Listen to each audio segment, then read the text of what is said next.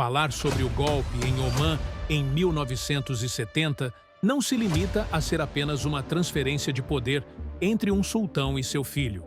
Trata-se de um ponto de virada decisivo, que redesenhou o perfil de um país que estava imerso no isolamento e na pobreza, tornando-se, poucos anos depois, um modelo de estabilidade e desenvolvimento no Golfo Pérsico. Em 23 de julho, não se tratava apenas de derrubar um sultão idoso apegado ao passado, mas do início de uma revolução silenciosa, que trazia em si um projeto abrangente de renascimento, liderado pelo jovem e culto sultão Qaboos bin Said, recém-retornado da Grã-Bretanha, com planos ambiciosos e sonhos que ultrapassavam os limites geográficos de Omã. Entre o isolamento imposto pelo sultão Said bin Taimur ao seu povo por décadas, a Revolução de Dhofar, que eclodiu no sul com apoio de forças marxistas e de esquerda, e o desejo britânico de proteger seus interesses estratégicos no Estreito de Hormuz, formaram-se as circunstâncias que tornaram o golpe branco inevitável. E surge então a pergunta: como Qaboos conseguiu derrubar seu pai sem derramamento de sangue e transformar seu país de um estado fechado em um dos principais atores da região? Neste vídeo, vamos mergulhar profundamente naquele momento histórico, explorando suas raízes e antecedentes, revelando os detalhes do golpe e acompanhando como Omã traçou seu caminho do isolamento e da pobreza para o renascimento e desenvolvimento sob o governo de Qaboos. Fiquem conosco até o final e não se esqueçam de apoiar-nos, curtindo o vídeo e se inscrevendo no canal para receber todas as novidades.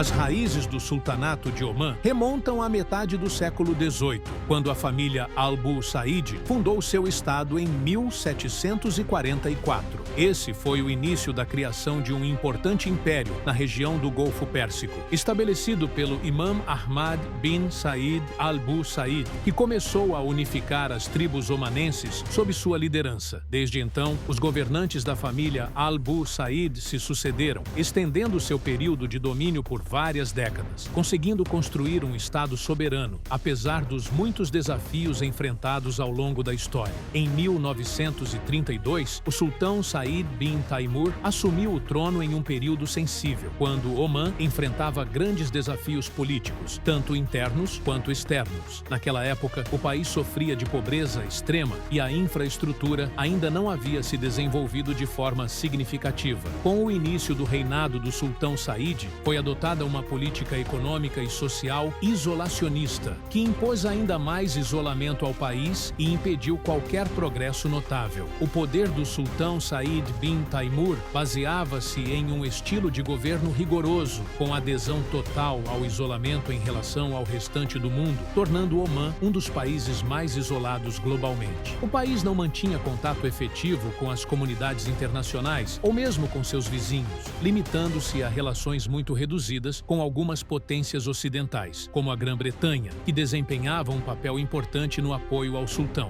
Nesse contexto de isolamento, o governo impunha forte censura à educação. O número de escolas em Omã não ultrapassava os dedos de uma mão, criando uma barreira significativa ao desenvolvimento da sociedade omanense e à conquista de qualquer avanço social ou cultural. Além disso, os serviços de saúde em Omã eram quase inexistentes, com apenas um hospital em condições precárias. O sultão Said também impôs restrições severas à educação e às viagens, aprofundando ainda mais o isolamento do país.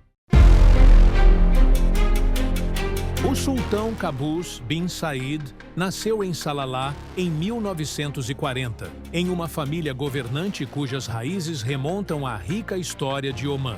Qaboos era o único filho do sultão Said bin Taimur, que seguia uma política de extremo isolamento, reforçando a separação de Omã do mundo exterior. Desde cedo, Qaboos demonstrou inclinações intelectuais incomuns e aspirava a um futuro melhor para Omã, muito diferente da realidade vivida pelo seu povo. Quando completou 17 anos, sua família o enviou para a Índia e depois para a Grã-Bretanha para cursar o ensino superior. Ele ingressou na Real Academia Militar de Sandhurst, uma das academias militares mais prestigiadas do mundo. Essa fase de sua vida foi decisiva, pois recebeu uma educação militar avançada e formou-se como oficial. Em seguida, Qaboos se mudou para a Alemanha, onde serviu no exército britânico. Lá, adquiriu mais experiência prática em liderança militar e conheceu de perto técnicas de organização e gestão em contextos militares avançados. Com o passar do tempo, Qaboos começou a formar sua visão para o futuro de Omã. Enquanto o país permanecia mergulhado em isolamento interno e externo sob o governo de seu pai, Qaboos percebeu que Omã não poderia continuar dessa forma.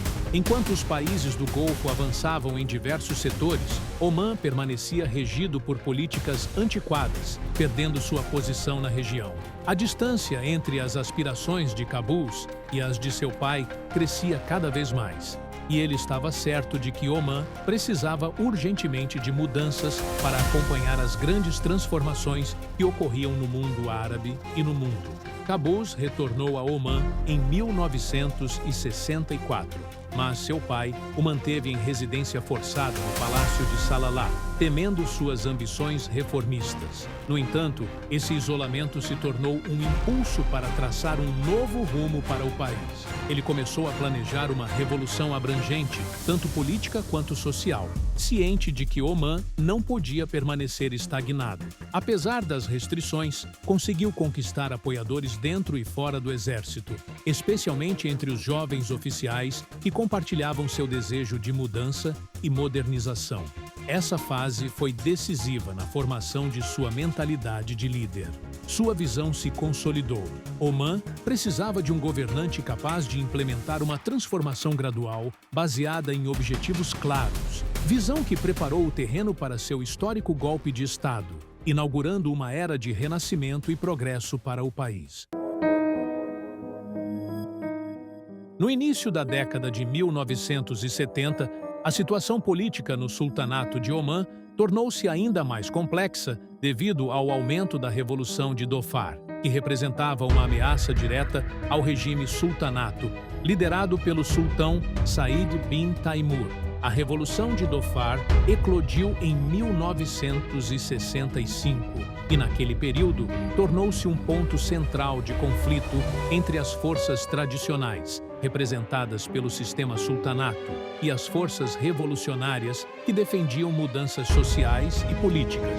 Os revolucionários no sul de Omã, organizados na Frente de Libertação de Dhofar, eram apoiados por forças de esquerda e marxistas na região, como a União Soviética e a República Democrática do Iêmen do Sul, que forneceram treinamento militar e armas aos rebeldes.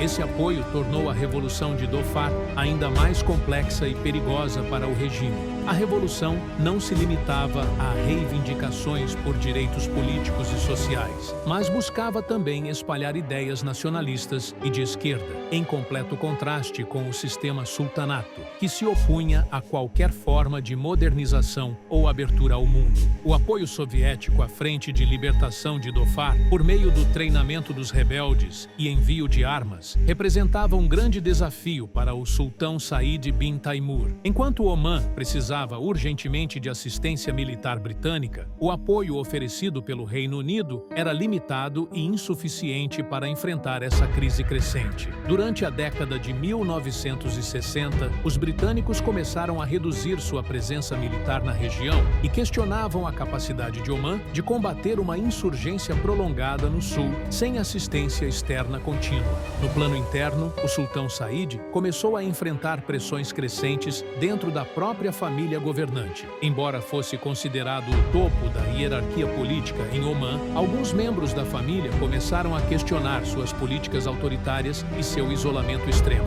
Surgiram diversas vozes defendendo a necessidade de reformas políticas e sociais amplas, e esses membros da família favoreciam a adoção de políticas mais flexíveis, compatíveis com o espírito da época.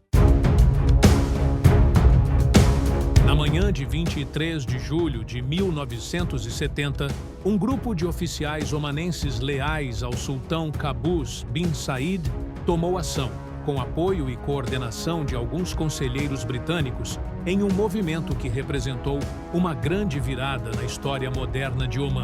Essa ação foi baseada em um plano meticulosamente elaborado, resultando em um golpe branco, diferente dos golpes sangrentos tradicionais, pois se apoiava na surpresa e no controle rápido dos pontos-chave do poder, sem derramamento de sangue. De acordo com o plano, cada passo foi cuidadosamente definido e o elemento surpresa foi decisivo para o sucesso da operação. No momento certo, os oficiais leais a Cabuz invadiram o Palácio Al-Hussun, em Salalah, residência do sultão Said bin Taimur, e não enfrentaram resistência significativa da Guarda Real.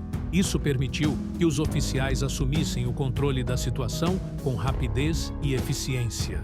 Ficou evidente que, nos últimos dias de seu reinado, o sultão Said havia perdido o controle sobre os assuntos do país, refletindo-se em sua rápida rendição e abdicação sem resistência significativa. Após se render, o sultão Said foi primeiro transferido para o Bahrein e, posteriormente, para Londres, onde viveu em exílio voluntário até sua morte em 1972. Em Omã, essa mudança repentina marcou o início de uma nova era, com o sultão Cabuz assumindo o poder e trazendo grande esperança ao povo omanense, inaugurando uma fase de desenvolvimento e prosperidade. O golpe não foi apenas uma mudança de figuras no comando, mas o anúncio do nascimento de um novo caminho político e social que conduziria o país à moderna era do Renascimento. Desde o momento em que o sultão Cabuz bin Said assumiu o poder, em 23 de julho de 1970, ele começou a implementar uma visão estratégica abrangente, com o objetivo de transformar Omã de um estado de isolamento para uma nova fase de progresso e renascimento. O povo omanense havia vivido por longas décadas sob o governo de seu pai, o sultão Said bin Taimur, em meio à repressão, pobreza e ignorância, com o país fechado sobre si mesmo e quase totalmente isolado do mundo exterior. Com a ascensão de Cabuz ao trono, ficou claro que a mudança radical precisava começar pela abertura às oportunidades de desenvolvimento e pelo envolvimento dos omanenses na construção de seu próprio futuro. O sultão Cabuz concentrou inicialmente seus esforços na construção do capital humano por meio da educação. Omã testemunhou um grande impulso na criação de escolas em diversas regiões, tornando o conhecimento a base essencial do renascimento do país.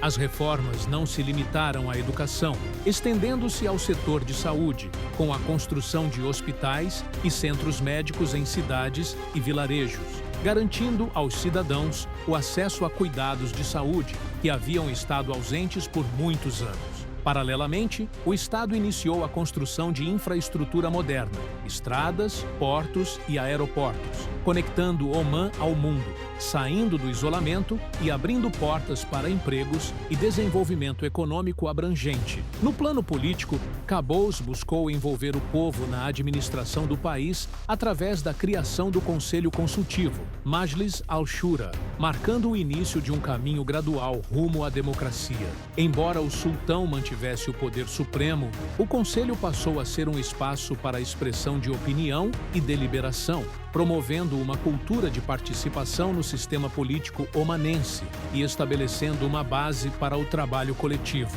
No cenário internacional, Cabuz adotou uma política de neutralidade ativa, evitando alinhamentos em conflitos regionais e globais, mantendo relações equilibradas com diversas potências mundiais. Essa política tornou Omã um centro de mediação e diplomacia tranquila na região, proporcionando estabilidade interna e externa em momentos críticos, especialmente durante o longo conflito entre Irã e Iraque. Graças a essa abordagem, Omã conquistou amplo respeito na comunidade internacional, sendo reconhecida como um país de posições moderadas e política externa equilibrada. Após assumir o trono em 1970, o Sultanato de Omã passou por um período difícil, no qual as transformações políticas se entrelaçaram com desafios militares. O mais significativo deles foi a Revolução Armada na região de Dhofar, iniciada em 1965 contra o governo do sultão Said bin Taimur, antes de Qaboos depor seu pai no golpe branco. Essa revolução representava uma ameaça existencial ao novo regime, pois a Frente de Libertação de Dhofar recebia apoio externo de grandes potências, como a União Soviética, e de países regionais, em especial o Iêmen do Sul, tornando-se mais forte e organizada no início da década de 1970. O sultão Qaboos não enfrentou essa crise sozinho. Ele contou com amplo apoio militar de aliados regionais e internacionais. A Grã-Bretanha, com sua influência histórica em Omã, desempenhou papel crucial, fornecendo conselheiros militares e enviando unidades de forças especiais para atuar ao lado do exército omanense. O Irã, sob o comando do Shah Mohammad Reza Pahlavi, também interveio diretamente, enviando tropas terrestres e aviões de combate para reforçar a posição militar do sultanato. A Jordânia contribuiu enviando unidades militares para apoiar o exército omanense na luta contra os rebeldes. Qaboos adotou uma estratégia dupla para enfrentar a revolução, combinando ação militar e reforma política.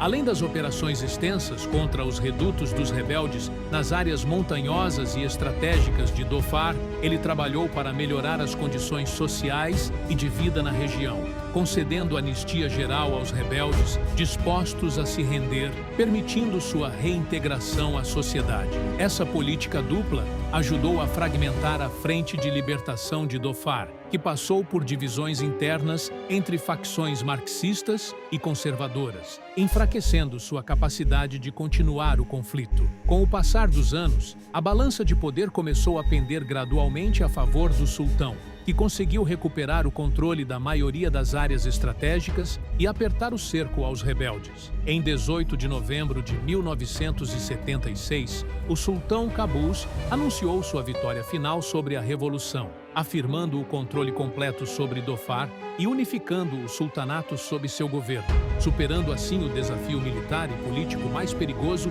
de seu início de reinado. Em conclusão, o golpe de 1970 marcou um ponto de virada na história de Omã, pois lançou Qaboos em uma jornada de renascimento abrangente, transformando o país do isolamento e atraso para a modernização e prosperidade. Ele implementou profundas reformas políticas, econômicas e sociais, estabelecendo Omã como um estado ativo, com política de neutralidade positiva, e lançou as bases para o desenvolvimento sustentável, colocando o país entre as nações mais avançadas do Golfo. E assim, chegamos ao final do vídeo de hoje. Não perca a oportunidade de acompanhar todas as novidades, inscrevendo-se no canal e ativando o sino de notificações para receber todo o conteúdo novo.